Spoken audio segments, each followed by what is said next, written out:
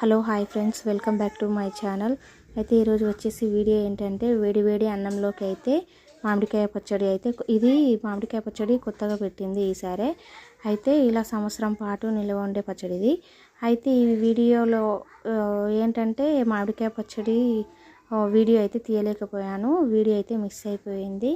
ఖచ్చితంగా ఇలా వేడి వేడి అన్నంలోకి ఇలా 2 చెంచాలు బాగా స్పైసీగా ఇలా మామిడికాయ పచ్చడి అయితే వేసుకొని 2 స్పూన్ల నెయ్యి అయితే వేసుకొని ఇలా ట్రై చేయండి. చాలా టేస్టీగా ఉంటుంది.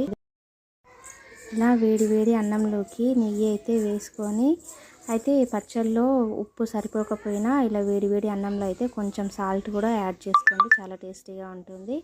ఖచ్చితంగా ట్రై చేయండి. ఇలా స్పైసీగా కలుపుకుంటుంటే నోరు ఊరిపోతుంది. ఖచ్చితంగా ట్రై చేయండి. మామిడికాయ పచ్చడి ఎవరికైతే ఇష్టం ఉంటుందో ఖచ్చితంగా లైక్ చేయండి, షేర్ చేయండి, సబ్స్క్రైబ్ చేయండి. Thank you.